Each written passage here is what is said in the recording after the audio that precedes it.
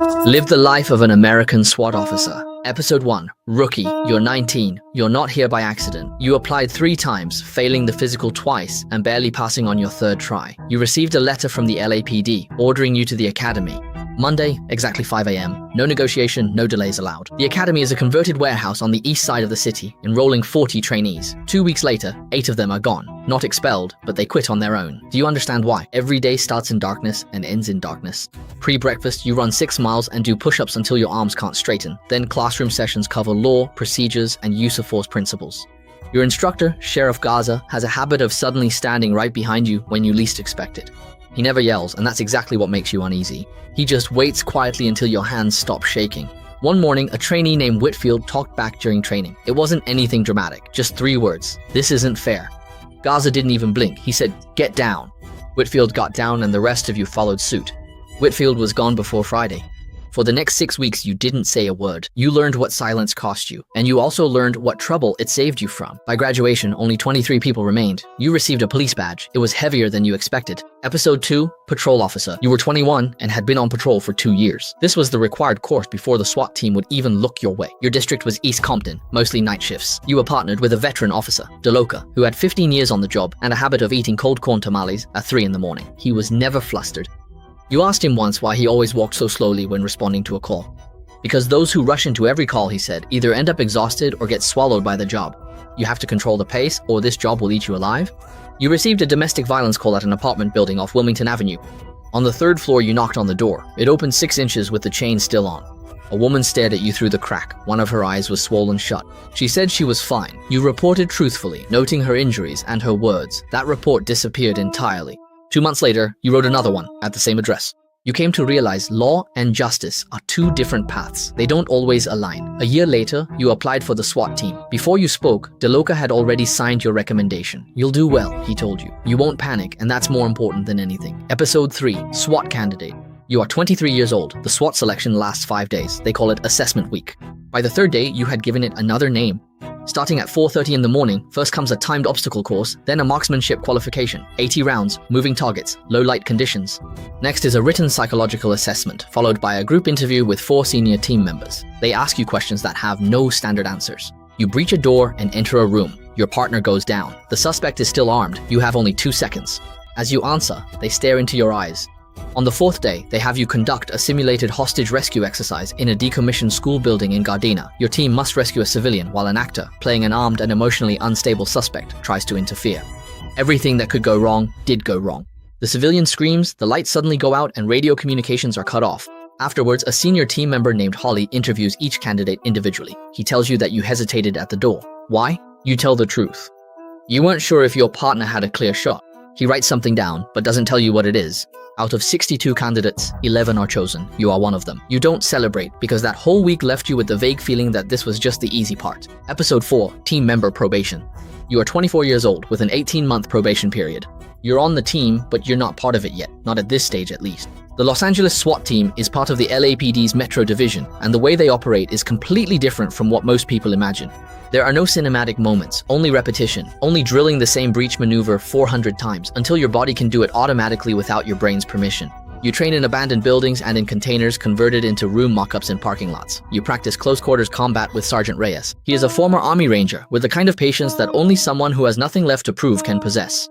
Your first real mission is to handle an armed standoff. A man armed with a rifle has locked himself in a motel room in the Venice district, and you are deployed at the east corner of the building. You stood guard for 4 hours. The negotiator convinced him to come out, and you never fired a shot. Some rookies are clearly disappointed, but you are not.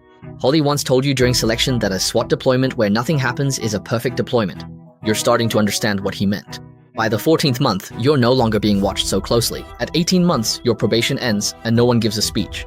Reyes just gives you a nod in the briefing room, and that is more than enough. Episode 5, Full Member. At 26, you are an official SWAT member with 31 missions. You have fired your weapon twice in real situations. It is not like TV. Between missions, it is thousands upon thousands of hours of training. Rooftop rappelling, breaching, hostage rescue, underwater search, night vision operations, and medical training, including tourniquets, chest seals, and needle decompression. You have mastered all of these skills. There was a mission in Boyle Heights, a school shooting, an active shooter. The alarm came in at 11:14 a.m. Before the briefing even ended, you were already in the vehicle. Your team entered through the side door in under 90 seconds. The building was already empty, and the shooter was barricaded in a storage room by the gym. You held the corridor. The negotiator worked for 40 minutes. The door opened, and the first thing that came out were his hands. In the debrief afterward, no one talked about their feelings. That's not the culture here. What you discussed were angles, communication gaps, the order of iterations, what worked and what didn't. On the way back, your partner Torres quietly said, "Have a good day." That was the entirety of the debrief. You understand that the weight of this job isn't in the missions themselves, but in the nights between them. When your mind replays that corridor over and over, calculating those seconds in different ways. Episode 6, The Sniper. You are 29 years old, and you are selected to attend sniper school. Not everyone is qualified to be considered. You didn't ask why. The school lasts 8 weeks and is held at a facility in the Mojave Desert. Training is rigorous, methodical, and humbling. For the first 2 weeks, you learn to do nothing. How to hold a position under the blazing sun without moving, coughing, or shifting your weight. A sniper's primary discipline is stillness. Your spotter is a woman named Kwan, who has been on the team for 12 years. She possesses a surgeon-like calm that makes you always feel like you're trying to catch up. She doesn't waste words. Out in the field, she communicates with half a sentence, and you have to learn to finish her thoughts for her. Sniper engagement rules are precise. An imminent threat, no alternatives, and a clear target. These aren't just written rules, but a weight you bear. Every training scenario ends with a decision to shoot or not. The debriefing is always the same. You must justify your reasoning to a room full of people tasked with finding mistakes. Your first sniper deployment was a kidnapping case in Encino. You were on a rooftop across from a warehouse, watching for 7 hours. The suspect released the hostage without a shot. You packed your rifle, climbed down, and everyone called it a good day. You also started to truly understand what a good day means.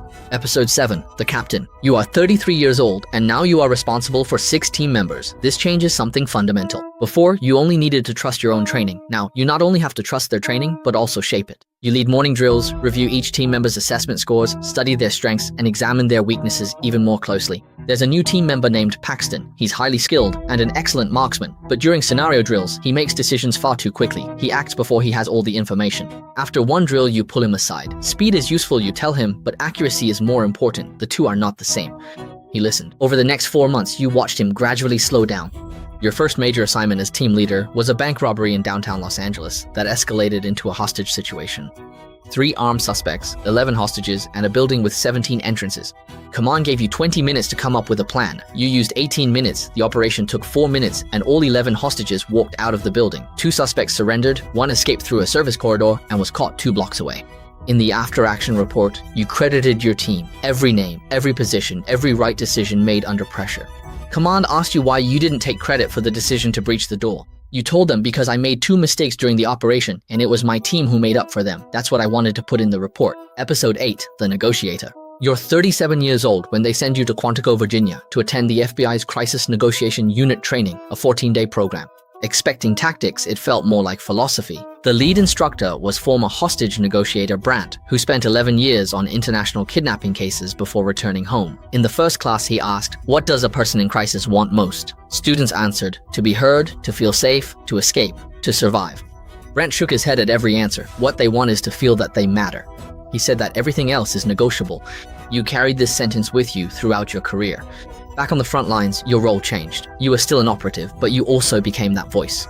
When the door closes and the situation has lost all meaning for everyone inside, the voice on the other end of the phone, on a Tuesday in February, a call comes in. A man named Gerald has locked himself in his apartment in Silver Lake, armed with a gun. His wife has left, he has lost his job, and he tells you over the phone that there is no reason to come out anymore. You stayed on the line for nearly 4 hours. You offered no empty promises, didn't threaten him or rush him. You simply asked questions and listened, truly listened, to the pauses between his answers. At 11:52, the door opened. Gerald sat on the front steps, buried his face in his hands, and began to cry. You sit down beside him on the concrete in silence. Some victories never make the news, and those are often the ones that come at the greatest cost. Episode 9, The Commander. You are 43 years old. You now command the entire unit. 41 team members, support staff, a budget, and the weight of every decision made in your name. Most of this work is invisible. You no longer break down doors yourself. Instead, you approve training budgets, review after-action reports, and attend briefings with department leadership and city officials. They expect the SWAT team to respond to every mission at any time, while also holding you accountable for any mistakes. A high-profile operation in Hollywood went wrong. Not disastrously, but badly enough. A suspect was shot during the breach. The shooting was legally justified, and the team members strictly followed protocol, but a bystander captured a 15-second contextless clip on their phone, and within an hour, it was on the news. That afternoon, you held a press conference. You spoke precisely, calmly, and honestly. You didn't use the word unfortunate, and you didn't say the system was working as intended. You said that a man had been shot, and that you owed his family and the community a full account of what happened. Afterwards, your superior pulled you aside and said you were too direct. He told you that what you said was accurate. You said that a thorough review had completely cleared that team member of any wrongdoing. When viewed in full context, the bystander's video told a very different story from that 15-second clip. Once trust in the community is broken, it takes 2 years just to partially restore it. During those 2 years, you learn things you hadn't fully understood before. The hardest part of this job isn't the task itself, but what you owe this city afterwards. Every decision you make now is made in public. Everything is documented. Every memo, every directive, every approval. A long time ago, you stopped seeing accountability as a constraint. Now you see it as the only safeguard against this unit becoming something it shouldn't be. Episode 10, The End. You are 51 years old, sitting on a folding chair in a gymnasium in Inglewood. This is your retirement ceremony. There are speeches, and in the room are people who have worked alongside you for over 20 years, as well as some who are younger than your service record. Someone reads out a list of actions: hostage rescues, resolved standoffs, lives protected. The number is specific and enormous, yet somehow still feels incomplete, because the list doesn't include the tasks that never made it onto any list, the conversations in the dark, the quietly opened doors, the moments that never escalated into incidents because someone silently did their job. Sheriff Reyes is at the back of the room. He retired 8 years before you did, and he drove 3 hours to be here. He didn't say much. He shook your hand and gave you a nod. That meant more than all the speeches combined.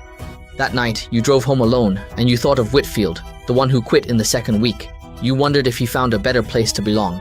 You remembered Gerald from Silver Lake, sitting on his front steps in the cold. You don't know what happened to him after that night, but you hope his ending was better than his beginning. You remembered the officer you cleared in the Hollywood shooting, a young woman named Estrada. 2 days after the incident, she walked into your office and asked if she had done the right thing. You told her she followed her training, and her training was right. That's the closest thing to certainty this job can offer. You remembered DeLoca eating cold tamales at 3 in the morning, telling you to control the pace. You couldn't always do it, but you tried. The room was very quiet, and you sat in the darkness for a while. You spent 32 years learning when to act quickly, when to wait, when to speak, when to stay silent, when to take action, and when to trust. Inaction itself is also a form of action. No one told you at the beginning that this job would end so quietly, but now you understand. Keeping things quiet was always the goal. You never needed all that noise to confirm the reality of this work.